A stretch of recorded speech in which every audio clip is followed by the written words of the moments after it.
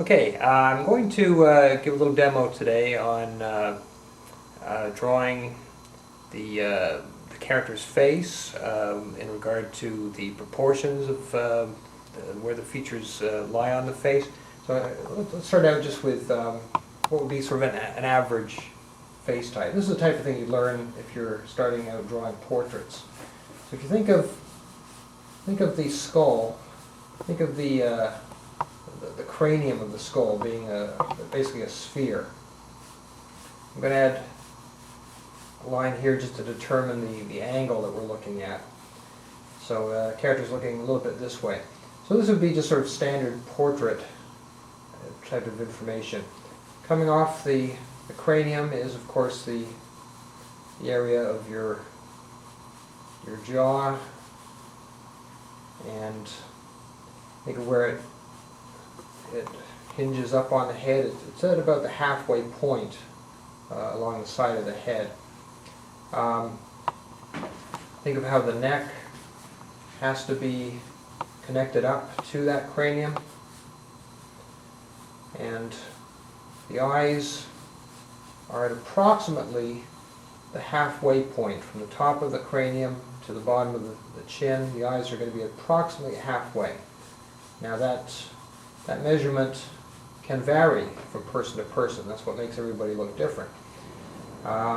These are just very average measurements I'm going to be showing right now. When you're placing the eyes on the head, think of how far apart they are. And use that center grid line to determine their placement. Start out lightly, placing the eyes on the page. Then think of where the nose would be in relation to the eyes, where the nose would end. Usually the nose ends somewhere about halfway between the eyes and the chin, a little above or below that halfway point. So I will say about halfway there. Block in the shape of that nose just lightly. Think of the way it fits solidly on that head and center line. Placement of the mouth, usually about a third of the distance from the bottom of the nose to the chin is where you're going to find the mouth. And indicate that bottom lip. So these are all just rough placements at the moment. Think of where the eyebrows are in relation to the eyes, just a little distance above them. Think of the perspective that you're creating on your page. Then you're starting to create a little bit of shape for this cranium. It doesn't have to be a perfect sphere. The ears usually line up approximately with the eyebrows. And this would be just sort of very average facial type. I'm not going to go into great detail with this, but as you can see, I'm just sort of building it out a little bit more just to make it clearer. But the resulting face I'm drawing here is very average looking, generic, we might call it, in that it doesn't really have any notable size or shape of the features. Give this poor guy some hair.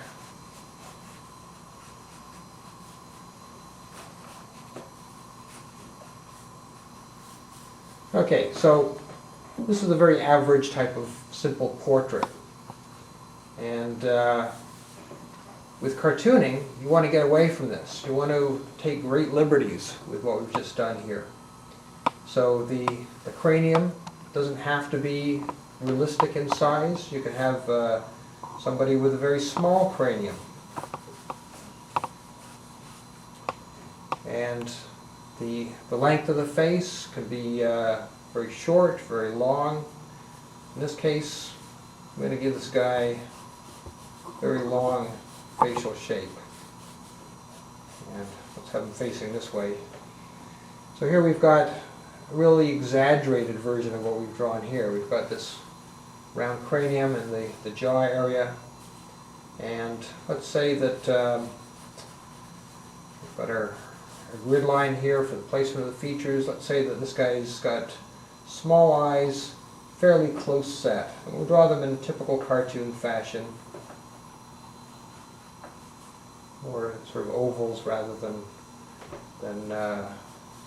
natural shape that we see of the flesh surrounding the eyes. Think again of the relative placement of the nose to the eyes. So let's say that this guy's nose ends way down here on his face and projects quite some distance out. Let's say that we draw his mouth very close under his nose.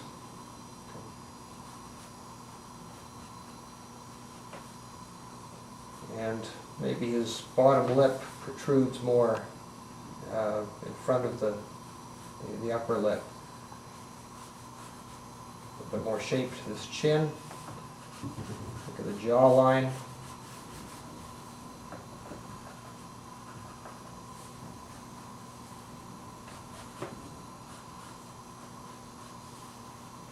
Now we've got a character that's starting to take on some individual personality. Maybe he's got quite large ears, short little eyebrows, and what sort of hairstyle should we give him? Maybe it fits onto the head like this.